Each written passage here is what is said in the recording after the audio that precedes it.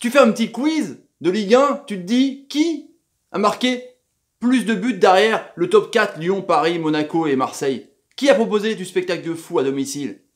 Bah c'est Dijon, petit club, mais les hommes de Deloglio, c'était le show à Gaston Gérard, c'était le show. Salut à tous, footeuses et footeux de notre famille, c'est Thomas, peut-être dans l'Hexagone, des 20 équipes de Ligue 1, Conforama, Movalpa, Castorama, Meublerama, Paul Tronisopha, tout ce qui rime, moi, oui, des Blanc Kit, on a fait, et Rougonimo, merci à vous, on a fait le Stade de Reims, merci à vous, on a fait le TFC, merci à vous, on a fait le LOSC, merci à vous, on a fait Caen, merci à vous, on a fait Strasbourg, merci à vous, bah ouais, on a fait Angers, merci à vous, on a fait Guingamp, merci à vous, et là on s'arrête à la 11e place avec le DFCO, bah ouais, carrément, mais d'abord je remercie mon partenaire OneFootball, première application mondiale de football, gratuite sur le Play Store ou sur l'Apple Store, on peut aussi du DFCO sur OneFootball, n'hésitez pas, du Mercato du Dijon par exemple, n'hésitez pas, le lien dans la description les petits amis.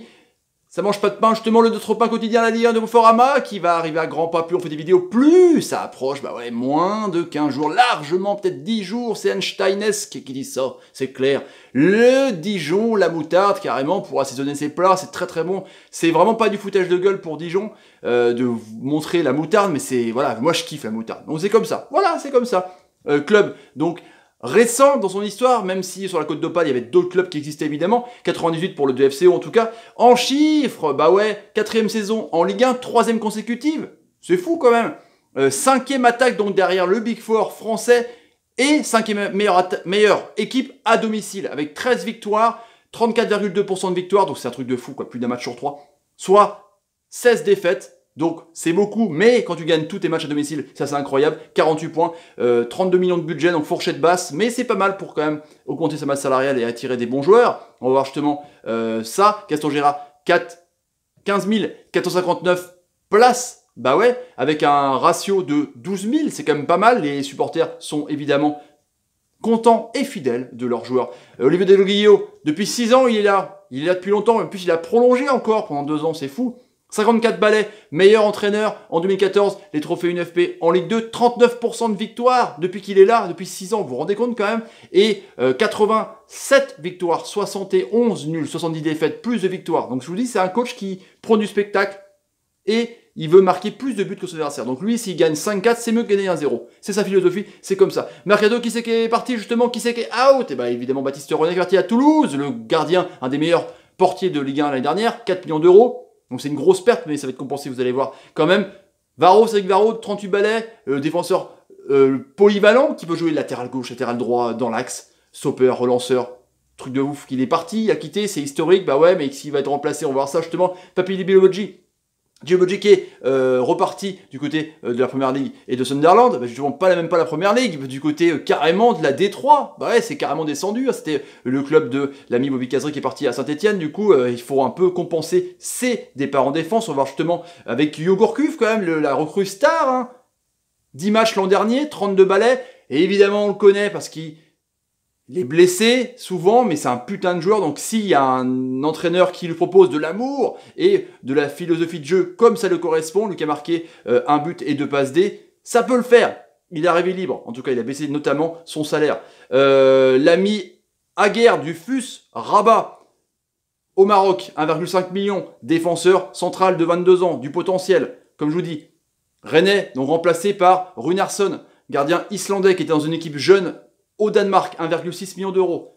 Il est bon, hein. Enfin, apparemment c'est un jeune gardien qui était à la Coupe du Monde, qui était vraiment assez intéressant. C'est Nou Koulibaly qui jouait au FC Mantois 78, National 2. C'est son premier contrat pro, une ascension de fou, franchement pour le défenseur central 23 ans. Donc vous voyez, c'est compensé mais c'est jeune, on va voir ça en tout cas. L'ami aussi, Michael Alphonse qui jouait à Sochaux, 2 buts, latéral.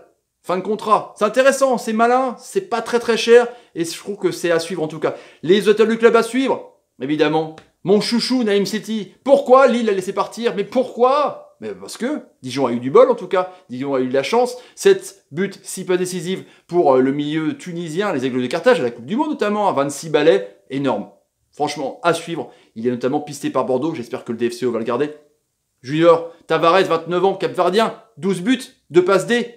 Un monstre, un avant-centre de taille, bon dans les duels, franchement, c'est une arme intéressante, comme vous voyez, c'est 55 buts justement, 5e meilleure attaque, avec Ouassé Saïd, l'ancien Rennais, qui a joué aussi à Laval, 9 buts, 2 passes D, une saison de fou. Les 3 là, c'est quand même des monstres. Hein. Et Kwon, s'il revient de blessure aussi.